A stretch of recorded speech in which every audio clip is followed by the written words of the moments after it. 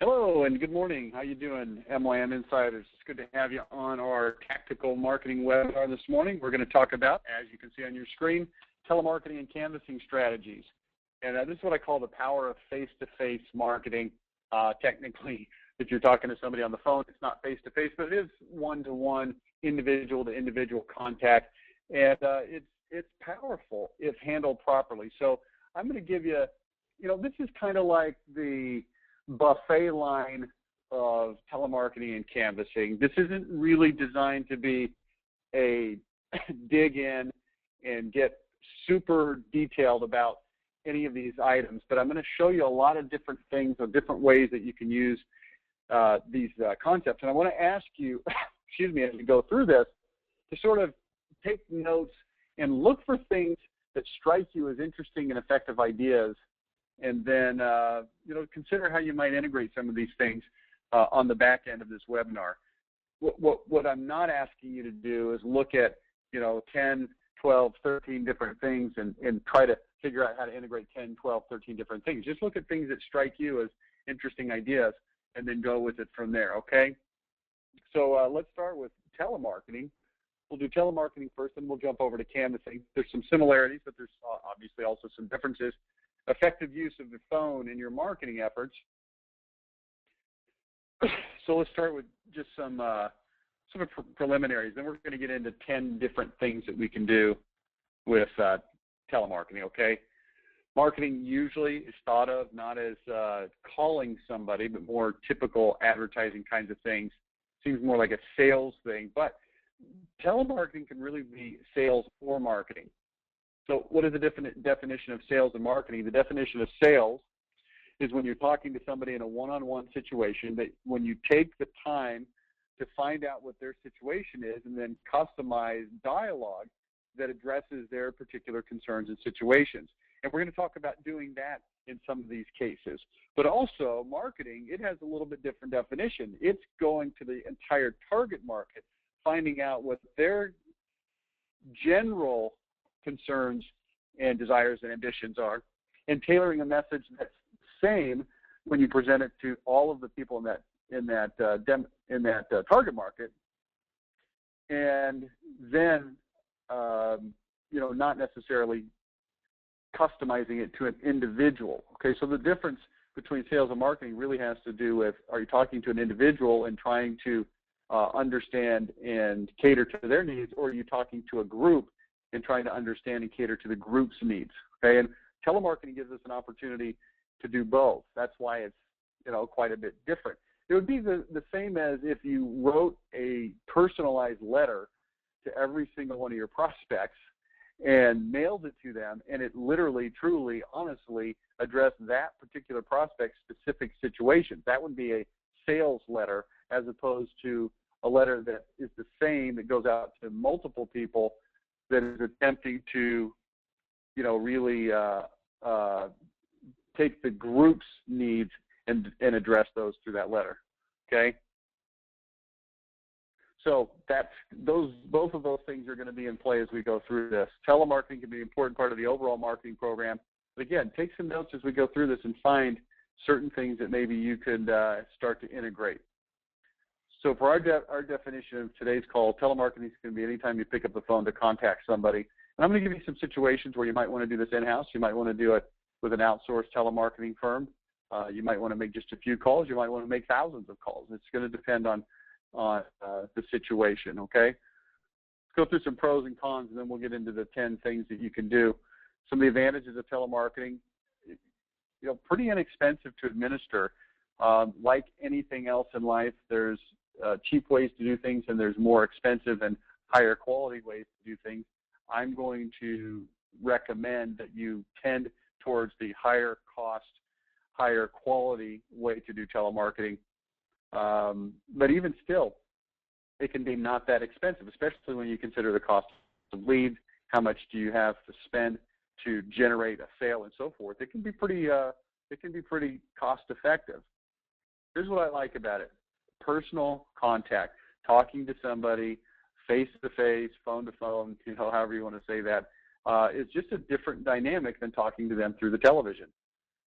One-to-one marketing, kind of the same thing. Implementation can be very quick. It doesn't take a lot of time to set up a telemarketing campaign.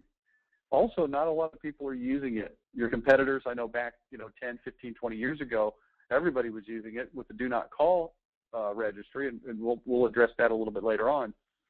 Not that many people are really doing it. It's not like everybody's sitting there getting 1,000 calls from telemarketers or companies that they've interacted with in the last little bit. So, just by being one of the few that's using it, you tend to stand out. Not that standing out in and of itself is enough, but it's just not being, swept into the current of tons of other people. So it does tend to stand out. Some of the negatives, downside, you have to do it properly, or you can demoralize your people. One of the things I really want to emphasize on this call is it's a bad idea to take your existing staff that has been hired to do other things and say, here's the phone, I want you to make X number of calls, because it's a thankless kind of an endeavor. The success rates are low. It can be worthwhile, but the success rates are low. I mean, if you call X number of people, you're going to get a small percentage of people that say that they're interested or will talk to you or have a conversation with you. It's hard to get a hold of people. It's hard to get through, and it can demoralize the people that you have. You can also tick off your customers, your prospects, especially if you do it the wrong way. I've had a sort of a beef with rehash systems for a long time because they rely strictly on calling. Now, I think it's worthwhile, and we'll actually talk about this a little bit later, to call people as part of a rehash program. But if your rehash program is strictly calling, I mean, how many times can you talk to somebody before they're going to get mad that you called them again? You call them, hey, you said no, you didn't want to buy windows. Could we sell you some windows now? No. You call them 2 weeks later, hey, what about now? No. 2 weeks later. After about 3 or 4 calls, it's not going to be very pleasant. So you got to be careful with that kind of stuff. It costs a lot of money. Now, I just told you that it can be inexpensive. Well, it can also be very expensive when not administered properly. As usual, I'm going to advocate a testing process so that you can, have a better feel on a small scale before you roll it out on a big scale. The key is to understand when to do it in-house versus outsourcing. And we'll talk about this as we go through, okay? Well, I guess we'll talk about it now. Here's some rules of thumb. If you need to make 20 or fewer calls in a day, you can probably have your staff do it. 20 or fewer calls, not contacted people, not people you actually talked to and had a conversation with, but dials. Otherwise, again, like I said earlier, people are going to get upset.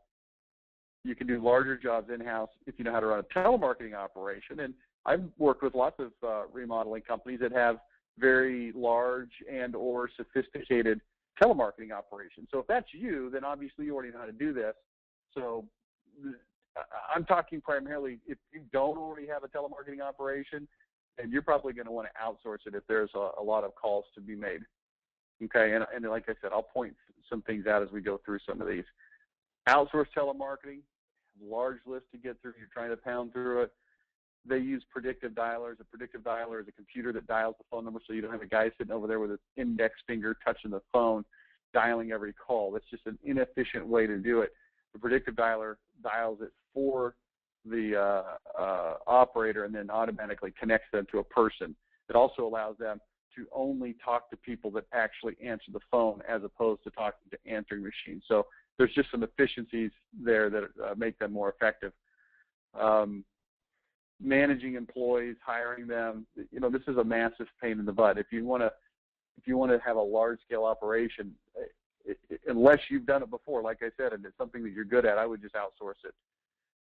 $39 an hour, that's what we charge. We work with some reputable call centers that we've done a lot of business with.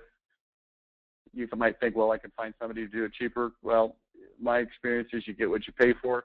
You can get people from India to do it for $4 an hour, and then you get $4 an hour telemarketing. It's just not that good.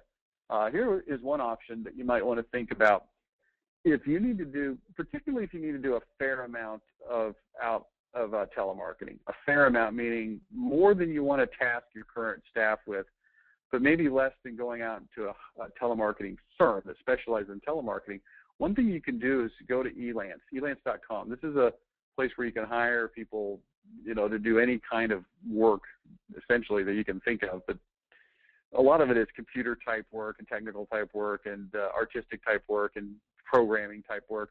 But there's also telemarketers on there, and one of the things you can do is go on there, post a job for a telemarketer, and you can find somebody that is a contract worker that will work out of their home. My suggestion to you strongly is that you stipulate only United States as opposed to anywhere in the world, because if you let anyone in the world reply to that job, I promise you, you're going to get lots and lots and lots of people from India, Philippines, and other thick accented places that are going to be responding to you, and that's not really what you're looking for. You're looking for somebody that is native speaker to this country, and then it's just a matter of bidding it out, and those people can be had generally for a pretty decent rate. You only pay them for the hours that they work, and that's a pretty good option for what I call low to medium volume telemarketing. Now, if you're getting into high volume telemarketing, it's not really going to work because they don't have the capacity to make enough calls to be efficient like you might need, okay? Let's talk about do not call list compliance, something that you definitely want to take into account. I'm not going to go through the legalities of it, but just by way of sort of cursory talking about, you can buy and rent lists that are scrubbed against the do not call list. Again, I'm just trying to think here. Do I want to go into a lot of detail on this? I think I don't. You can scrub your own list for do not call. There's companies that you can find to do that. Just Google it. You'll find it. It's not hard. Here's some rules of thumb. If someone's been a prospect in the last 60 days, you can call them. If they've been a customer of yours, bought something from you in the last 2 years, you can call them.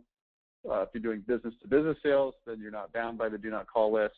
But I am not an attorney, and I want you to get legal counsel to protect yourself. Do not take anything that's on this screen right now as absolute gospel legal truth. So just be careful. That's all I'm saying, because it can get you into trouble if you start just calling willy-nilly. You'll upset people. So let's go into a top 10 sort of a format of different types of telemarketing. The first one, number 10, is cold calling. And here's what you want to think of when it comes to cold calling. What is your objective?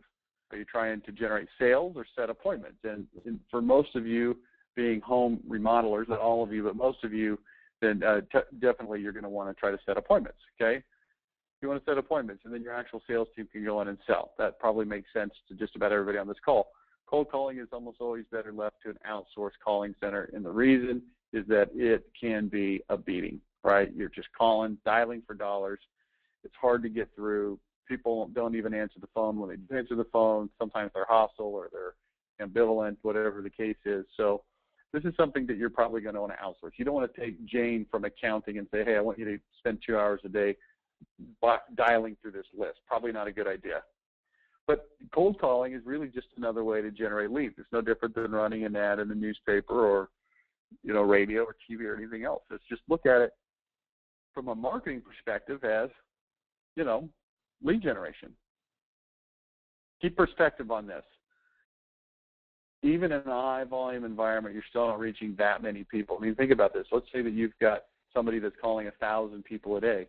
Well, you can reach 1,000 people in the mail very, very easily. So and I'm telling you this because I don't want you to expect huge results, okay? You're going to get some bad leads. Confirmation of those leads is going to be important.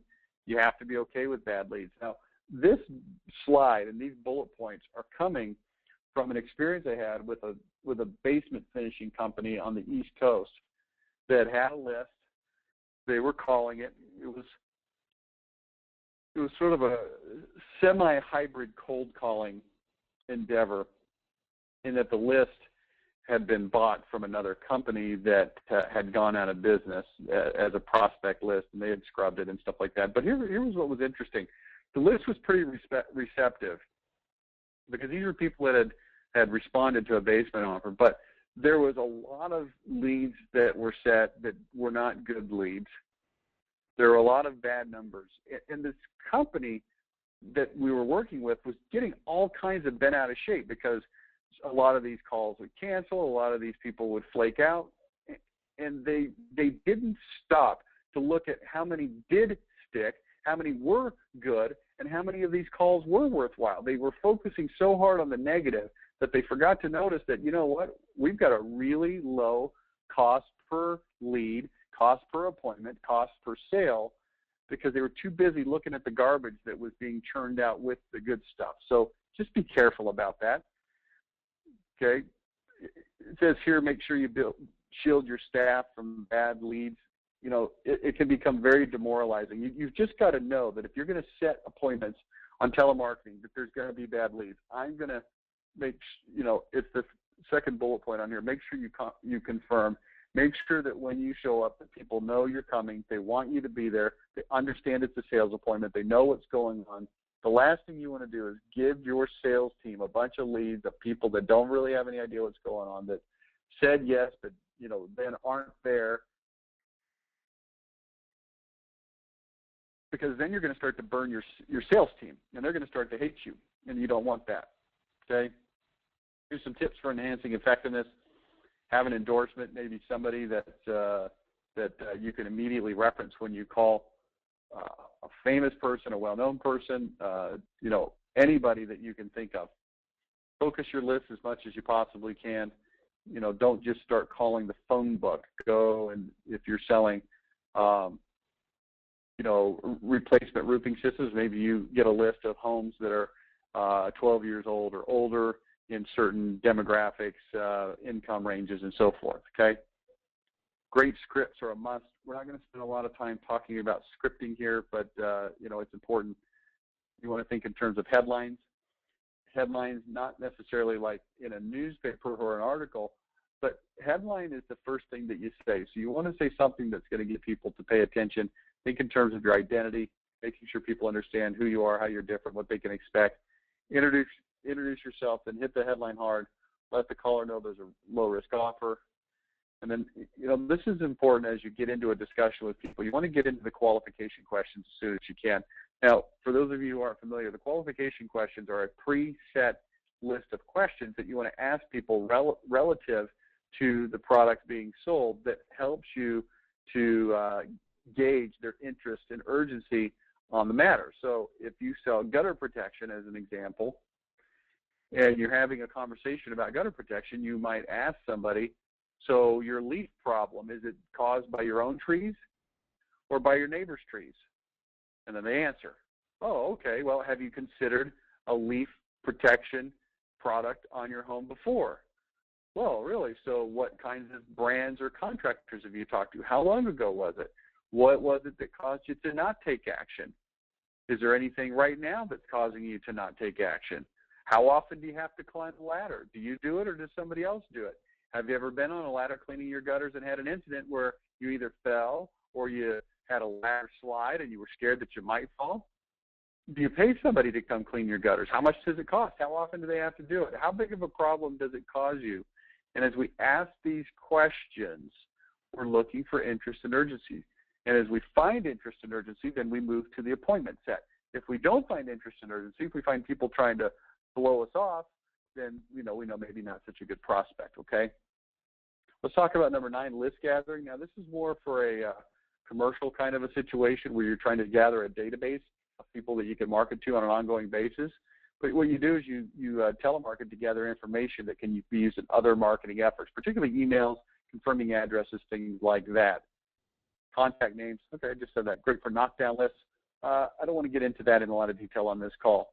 Rule of 20, don't have your regular staff calling more than 20 people per day, again, just to keep them sane and to keep them motivated and not upset with you. Outsource, again, if you have a huge list, okay? Number 8, again, we're going in reverse order here, information kit follow-ups. Now, this would be for a situation where you've sent out an information kit. And, you know, I don't know if all of you do this. Maybe some of you do, maybe some of you don't. But if you have people that are calling in asking for, you know, the gutter protection, homeowner's guide to gutter protection report, or some other report that perhaps you received as part of a pre-positioning package through MONOPOLIZE Your Marketplace, then you're going to want to, of course, follow those leads up. Got to have a good script. That's probably a no-brainer. Confirmation that they received the information kit, and then again, we want to get into the qualification questions as quickly as we possibly can, all right? This is something I want you to keep in mind as you make these calls. What is it you're trying to accomplish? Are you trying to get a sale? Are you trying to set an appointment? In most cases, you're trying to set an appointment, so you need to know that so that you can gauge your effectiveness against standard. When should you call? Typically, I'm going to recommend you call in the evenings, not too late, but 5 o'clock to 8:30 or 9 o'clock is usually the best time. Sit no sales. Sit no sales. When you miss a sale, make sure you call these people back. Okay, now we're talking about rehash. There's a good chance that there's people that can be swayed. A different voice than the salesperson can often make a difference. Okay. Now, those of you who have heard me in seminars and other webinars, I tell you consistently that the number one reason that people don't buy in a sales meeting is because you're asking them for more money than they thought that it was going to cost. Not that it's too much money, not that they can't afford it, but it was a lot more than their expectations. So they hedge and they stall. Now, there is a validity, though, to the objection that the salesperson was the problem, and the salesperson just simply didn't get it done. Maybe they didn't, resonate on a personal level with that prospect. Maybe they just didn't say the right kinds of things. Maybe they were just having a bad day. So there is a chance that you can, reclaim a sale just with a different voice. Also, if that person seems like they're a superior, right, the manager is calling, then some people react well to that too. Now, I think sit no sales are something that should be handled by an in-house person. There might be some concerns that you need overcome that you just really can't easily train that outsourced person. Call within 24 hours. After a week, if you can't get a hold of the person, you can then batch them and send them to the call center for mass calling. This is now different than a rehash. This is a person that has told you by their lack of response that they don't want to buy from you. Doesn't mean they won't. Doesn't mean you should give up on them. It just means that you may not need that higher caliber in-house person to be placing that call, especially if a customer has demonstrated an unlikeliness of actually picking up the phone. All right, so number 6 is warm leads. Any prospect who's not progressed within a reasonable amount of time should be put into the hopper system. So this is what we're talking about a minute ago. Let me go back up. Okay, sit no sale. If they don't convert or tell you yes or no within a week, maybe 2 weeks, then you throw them into the warm lead hopper system. If you're sending out emails, you're sending out direct mail, then you can also mix in some telemarketing. In fact, this is a great use of telemarketing. Here's what you'll find. If you email people exclusively, you'll get a certain amount of response. If you email people and send them mailers per the hopper system, you will get an additional amount of response if you do this consistently. But if you mix in telemarketing, you'll be surprised that it'll actually work pretty well. Now, again, you've got to be careful with the do not call list. Just keep that in mind as you go through any of this telemarketing. But here's the point. Mixing in some telemarketing can be worthwhile. The older the lead gets, the harder they are to convert. But remember, hopper systems work. And even if you get beyond the point where you can call them, still you want to be able to send them the mailers and or emailers, okay? I recommend that you outsource your hopper system type calls because, again, this is a very thankless job. You're not going to get a lot of people on the phone on the first dial and stuff like that, okay? Number 5 is a knockdown list, creating a list of companies that you really want to do business with. Use telemarketing to ensure you have the proper contact information. We talked about that earlier on number 9. Now we can mix in telemarketing to give yourself the opportunity to have a personal interaction with the prospect. Again, this is better for business-to-business type applications, okay? I'm not going to spend a lot of time on this because I know that there's several of you on this call that are remodelers. And this is more of a business-to-business thing. So let's just let that hold there for a minute. If you want to go into our online portal and check for knockdown list webinars, you can find more information on this, okay? Number 4, confirmation calls. This one is critical. If you set appointments for your salespeople, the confirmation call really is crucial.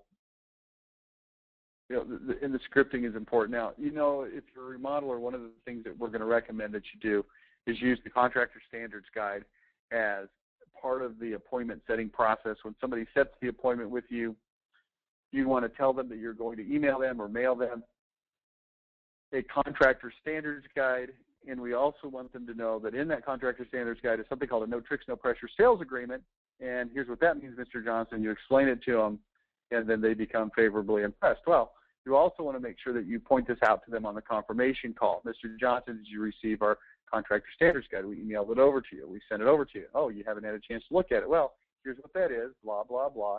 And I want you to know that on page 12 is something called our no tricks, no pressure sales agreement. Here's what that means. When we come out to your house, that means that we're going to be there in the spirit of helping you make the best decision. We sincerely hope that you decide to do business with us. We'd be honored to have your business, but in the event that you choose not to do business with us, or even if you choose to do business with one of our competitors, we're going to respect that decision. I want you to know that before we ever show up, it's a no pressure, not an arm twisting kind of an environment, and we want you to know that we're there to help you. Okay, fair enough? And then it's very powerful, okay? Not just confirming the appointment, hitting hot buttons, vendor selection. Again, this is something that you don't outsource. It's too important. You need to have people on staff that you can monitor and receive training, so forth. Number 3, multi-touch marketing, farming mailers. So now we're talking about sending out mailers to a large group of prospective customers that you've identified have a certain geographic or demographic need to buy your products. It could also be proximity marketing programs where you're sending out postcard mailers and or check mailers and or testimonial mailers to your neighbors of your customers. But what we're talking about here is having multiple pieces of mail sent first softens the ground up a little bit. Then they're going to be more receptive to your telemarketers. We've seen this happen frequently, okay? You can use outsourced telemarketers for this, again, because the volume, if you're doing it on any kind of scale, it's going to be fairly large. So you don't want to demoralize Sally in the back accounting office with making these phone calls. She's probably not qualified to do it anyway. Next is new customers. Contact new customers to make sure their experience has been good. This is what we call happy callers. This is a person whose job is dedicated to calling and saying, hey, we did business with you. We wanted to see how everything went. They can get reference. They can ask for referrals. They can also take surveys and get comments, okay? Customer surveys, like I said, personal touch is almost always appreciated. They're going to like that. I mean, this is something that you're going to have to, it just depends on how many people, how many jobs you're doing. If you're doing 11 jobs a month, do it in-house. If you're doing 11 jobs a day, maybe you want to outsource this. I have one customer I'm thinking of in particular that's very large, has lots of customers, and they have people on their staff that are happy callers. That's all they do. They call customers and follow up. Nothing else. That's their entire job description. And they're in-house. This is a company that has their own call center. But within that call center, they've got people that are dedicated to happy calls, okay? And then number 1 is existing customers. People that are on your list that you sold stuff to before, call them. Make them offers. It's a good way to sell more stuff. Do it in addition to other marketing methods. You should be sending mailers and emails to these people anyway. Let them know that you care. You've probably heard this before. The number 1 reason that customers switch and use somebody else is perceived indifference. They just didn't think you cared. You got to think about this from the perspective of your customers. Unless they had an unbelievable, awesome experience with you, which is possible, I'm granting that. But if it was only really good, or maybe just good, or maybe okay, good enough for them to come back, a lot of times when they're ready to come back, they can't even remember. Let me give you just a quick example. Now, this is not exactly going to hit home necessarily, but I think it's close enough worth mentioning. My wife bought a piece of furniture about 3 weeks ago, I'm going to say. Close to about 3, maybe 4 weeks ago, somewhere in that range. And it was a very large piece of furniture, and I didn't want to move it or have to find people to move it, so I looked up on the internet and I found a moving company that specialized in furniture delivery, okay? 1 flat rate to haul a piece of furniture from store A to home B, okay? So I called this company. They came over. They did the job. There were some complications with it because it was very large. It was an antique that was very large and it was large. Let's just keep it at that. Anyway, we got it to our house. It would not fit in the space that my wife wanted to put it. So we moved it to a couple of other places, and she just never could get happy with it. She finally decided, before the 30-day return policy, that she wanted to return it to the store. So I called the company back, or should I say my wife told me, call the moving company and get them to come back over. And I said, do you remember the name of the company? She said, no. I said, can you go find their invoice that they gave us. And she said, let me go check. Well, she couldn't find it. I looked in my papers, couldn't find it. I went online, Googled furniture moving companies, Googled anything I could think of, couldn't find a company that matched the one. And I wanted to use the same one because they did a really good job. I thought the price was fair. They specialized in furniture moving. I mean, it was perfect. I couldn't figure out who they were for the life of me. Then I remembered that the first time I had looked them up, that I had searched them on my phone, not on my computer where I looked for them yesterday, I went back to my phone, I did the furniture moving search, and sure enough, they came up on the mobile search, not on the desktop search, and I found it was called Midnight Hour Moving, and I called them, and they remembered me because that furniture was so unusual and large that they remembered that. But here's the point. 3 weeks later, and I couldn't remember the name of this moving company that I really, really liked. I liked them. It wasn't a company that I didn't like. So I'm encouraging you to stay in touch with your customers. Use email, use regular mail, but also don't be afraid to pick up the phone and call them because they might just have something that they need you to help them with, but they're not going to remember who you are in many cases simply because, you know what, I've slept a couple times in the last 3 weeks since I called a moving company. Okay? All right. Let's go on to talk about the cost. Like I said, $39 per hour. That's if we do it for you. If you want to find somebody else to do it, that's fine. But if you do want us to do it, or at least talk to us about doing it, then you can talk to Dale Gorey, our Vice President of Fulfillment Services. We sell 20 block hours at $780 to put it to the test. Okay, lists are going to be extra if you don't have lists yourself, and then just run it out there and compare it. Just compare it. Right? You're not committing yourself to any big thing here. What kind of response do you need to make it worthwhile? Well, what if you got 2 sales out of your 20 hours? Would that be worthwhile? And the answer is it probably would be. Let's wrap this up, then we'll move to canvassing. Ask yourself, how many of the 10 ways have you implemented in your business in the last 12 months? What are the top 2 things that you've heard me talk about today that you think maybe would be worth implementing immediately? What's keeping you from getting started? Okay? Now we're going to move to the next topic, which is canvassing. I love this cartoon. Ring bell to release vicious attack dogs. I'd like to get that on my house. All right, let's talk about it. Why canvassing? We're going to talk about traditional canvassing versus micro canvassing. Door approaches, managing the process, and then we're going to talk about micro canvassing, some opportunities that it might give you, okay? So let's talk about canvassing. Why would you want to canvass? Well, same thing as we talked about with telemarketing, face-to-face contact when you do it properly. It can be powerful.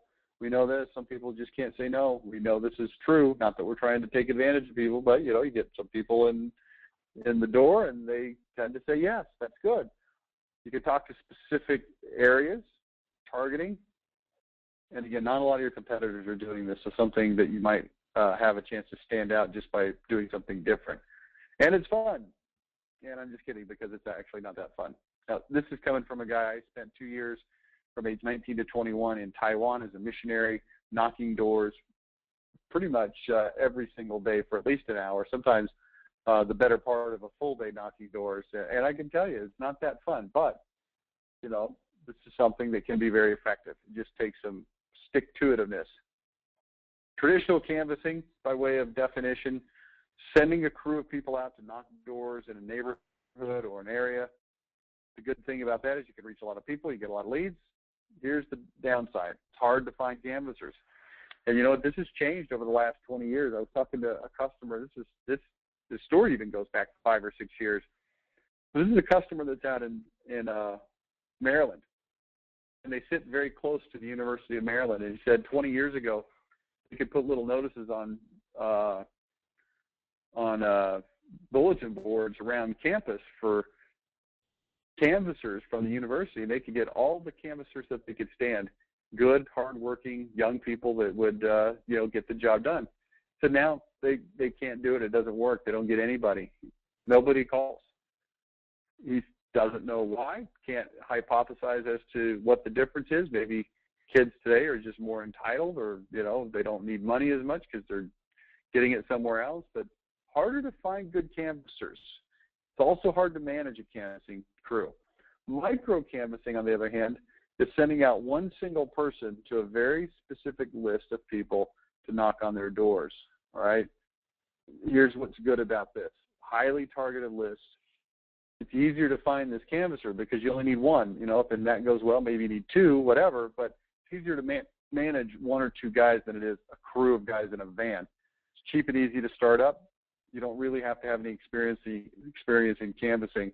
You just find the guy, give him a script, and set him loose, okay? The cons are you don't cover as much territory, but it's not really designed to cover a lot of territory, okay?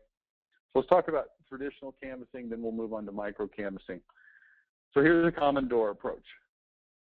Now, I'm not advocating these door approaches. These are ones I think that don't work very well. We're in your neighborhood. We'd like to give you a free estimate. We're looking for a home to be a show home of this neighborhood. You know, that kind of came and went in the 90s. Doesn't work so well anymore. We've got a special offer right now on windows.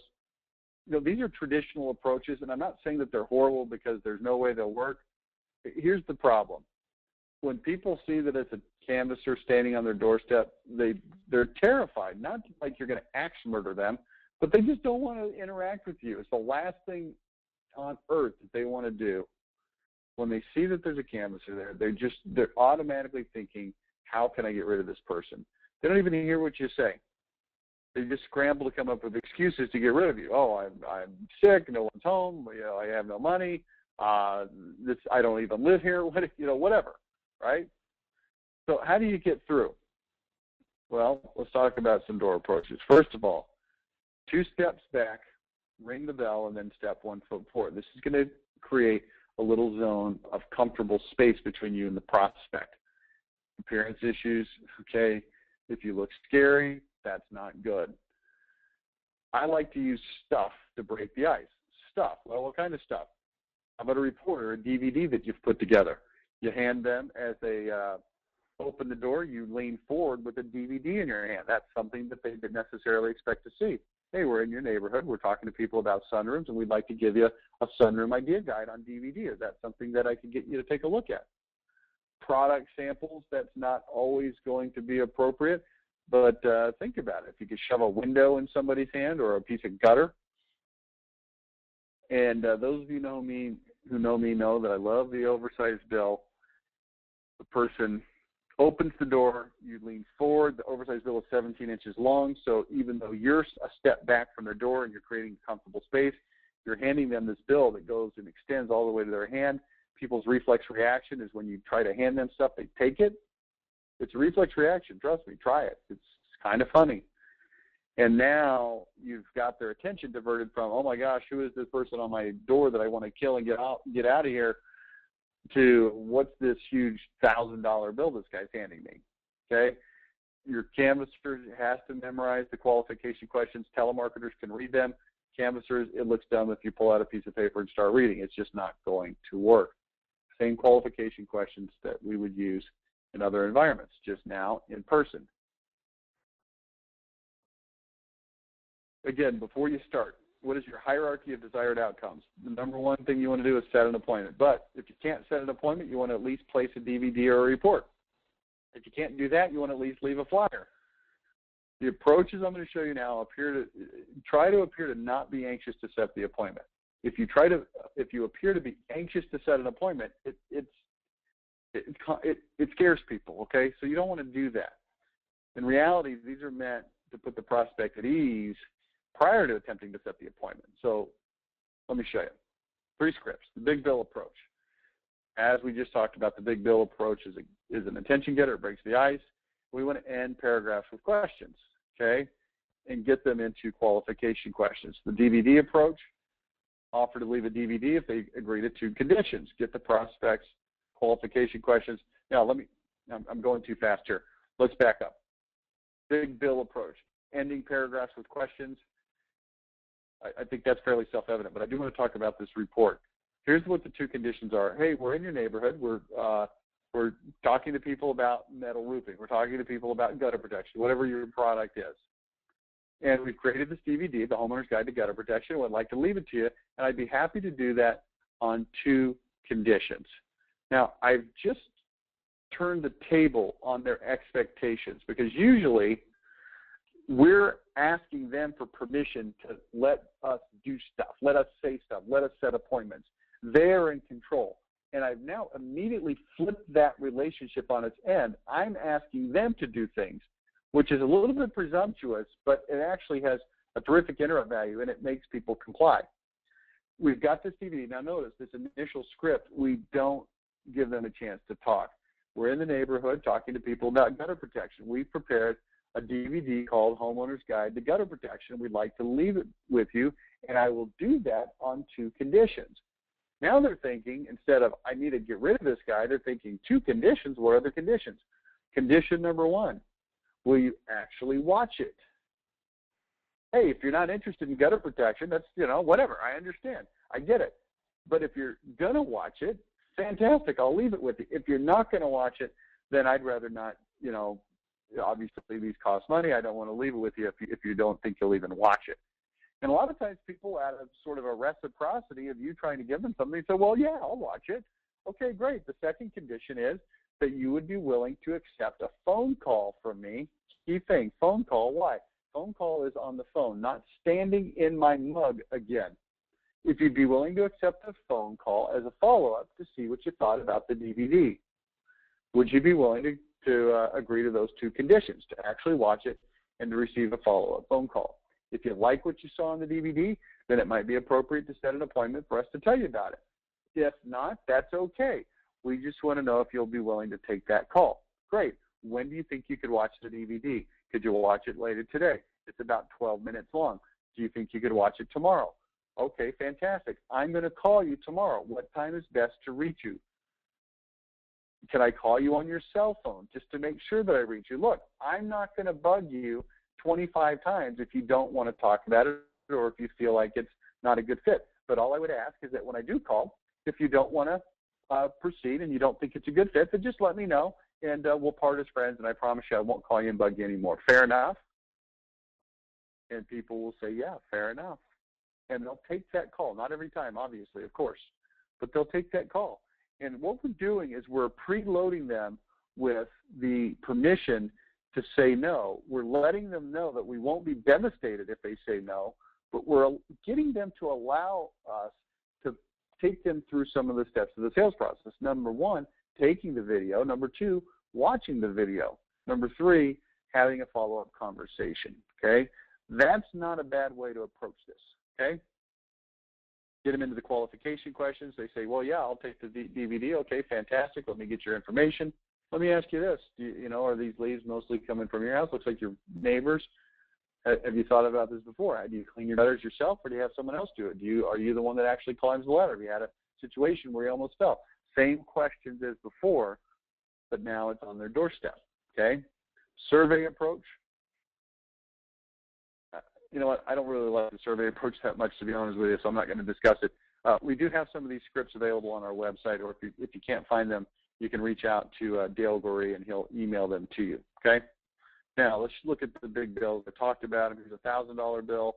We want the bill to be appropriate for whatever offer you're making of them. If you're telling them, hey, we've got $1,000 off, and maybe that's 10% off up to $1,000 limit, then you can use a $1,000 bill. If you're like some of our customers that like to tell people that they don't have crazy gimmicky prices, that they don't offer discounts because the set price is set, maybe you could offer a $0 bill.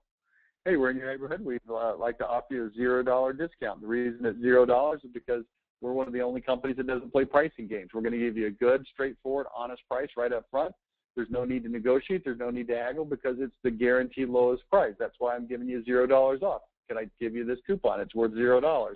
It's a little bit funny. It's a little bit humorous. It breaks the ice. Some people will look at you like you're crazy, but it's a good way to talk to people. On the reverse side, again, we put the identity information. That shouldn't surprise anybody on this webinar, to the extent that I'm not going to go into it in detail. And I want you to see what these bills look like. If they don't answer the door, you can put it on their door, and they look pretty big. Okay, here's just a little bit bigger view of that. Now, micro-canvassing, like I mentioned earlier, this is where you hire somebody to knock on specific doors, typically with a clipboard and a list. I prefer young men age 18 to 25. You know, if you're comfortable sending young ladies out to canvas, you know, that's your prerogative. To me, that makes me a little bit nervous. You want clean-cut people that are friendly, pay them a small hourly or per door rate, plus you want to then give them bonuses. Now, this is possible with micro canvassing because they're literally going to have a list of doors that they're knocking, and they're going to be making notes so that they can go back later and knock the doors that they did not get again. But then give them a spiff or a bonus for people that set appointments or people that close and become business, okay? New opportunities, super robust proximity marketing. So now you take your normal mailers that you send out with your proximity marketing campaign and you layer on top of that phone calling maybe and definitely door knocking, okay? New move-ins, same thing. The problem with new move-ins is that they tend to be all over town, not concentrated into a neighborhood like proximity. But who cares? What do you care? Get in the car and drive around. See if you can talk to these people. Farming, again, if you've been mailing this neighborhood of 1,000 homes for the last 6 weeks, now it's a good time to send somebody in and say, hey, we've been mailing you these postcards. Maybe you have them stapled together. Have you received any of these? Yeah, we're knocking doors now, trying to talk to people about this. You use a DVD, use a big bill. Oh, I guess that's it. That's the last slide. So let me ask you this. Do you have any questions for me on telemarketing or canvassing? I'd be happy to answer them if you do. Otherwise, that's going to do it for us. I'll give you a chance on the console here to raise your hand or to pose any questions. Please do if you have any questions. Give you just a second here. If you don't, then we'll just move right on along. Okay, here's one. Oh, Danny says, thanks. That's all good. Thanks, Danny. Appreciate you being on. Also, Danny, I appreciate you giving us a good, strong reference for Atlas Home Improvement that we talked to yesterday. It looks like they're going to be a customer of ours, and they mentioned that Danny Peterson said that MYM is expensive but worth it. And you know what? That's not a bad way to be described. Hopefully you're expensive but worth it too, and all of your collective businesses. But Danny, I do appreciate that. It makes a big difference, and those things are noticed around here. Thank you very much. Let's see. Also, we got DeBella on here. Hey, DeBella. DeBella actually was a referred party to us from Coastal Exteriors. So it's good to have you on here and good to see you. Thanks so much for participating. Anyone else? Oh, okay, Dave and Tyma. Good to have you. Thanks. All right, I think that'll do it. Appreciate everybody being on here with us today. Have a great Halloween, and you know what? Oh, wait, I've got Ann Leong on here, too. Let's see what she has to say. Ann, I can't talk to you because you have not entered your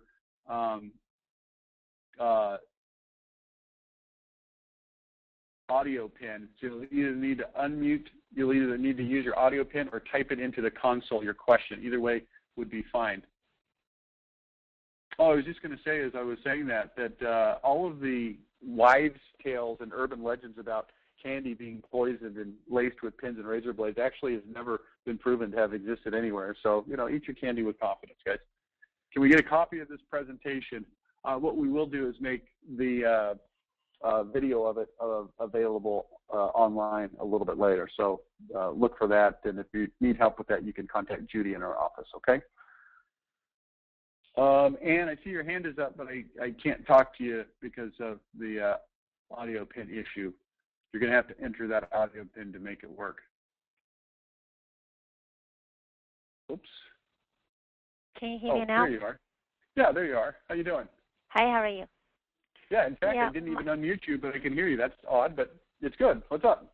Oh, my question is, actually, I didn't really do the telemarketing because, myself, when I'm at work, I receive a lot of phone calls, like, people trying to sell me something all the time. And I get so, like, when you're doing something, when you're, like, sometimes in a meeting and then they try to tell you that they've tried all the different ways to click through the reception and tell you that it's so important you need to pick it up now and stuff like that, and really, really get you, like, not want to talk to them. So that is something that I like, finding the right timing when is how you should start a conversation. I think that's very difficult. Well, telemarketing. You've got two different situations. I know you've got end user, consumer things that you sell, and then you also sell business to business. I assume you're talking more about business to business now. Is that right? Right. Yeah. You know what? I wouldn't worry about that. I mean, make up for lack of ability to get through by sheer quantity, right? So you've got these lists and just start calling them. And if you get through, great. If you don't get through, that's okay. You know, I'm with you. I'm not a fan of using deceit and, you know, fake importance. But I will tell you a couple of things that tend to work that are not deceitful per se, but tend to work. One of the things is this, to use a very conversational tone and to use this exact opening line. Let's say that you're calling for Dave Johnson at ABC Windows, okay?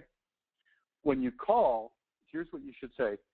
Hey, I was calling for Dave. Is Dave around by chance? That's it. That's the opening line. It sounds informal, and it doesn't say that I'm his friend. It doesn't say that I have some existing relationship, but it sounds casual enough that people will interpret that oftentimes as being more of an existing relationship. Hey, is Dave around by chance? Hey, trying to get hold of Dave over there. Is he around by chance? And again, Ann, I'm not saying this is the thing that makes everybody just say, oh, well, geez, let me get Dave for you right away. But I've seen it work very well over a long period of time relative to just calling and saying, hi, I was calling for Dave. Could I talk to Dave, please? Anyway, just a little tip for you. But I'm not a big proponent of trying to trick people into getting through the gatekeepers. I tend to be more of a straight shooter because you don't want to, you know, upset people. But you've got enough people on your list, just keep calling. Okay, thanks. Okay, appreciate it, Ann. And I appreciate everybody else on here. Have a great Halloween, and we'll be back in touch with you, I believe, next Thursday and or Friday. So check the schedule. We'll talk to you then. Bye now.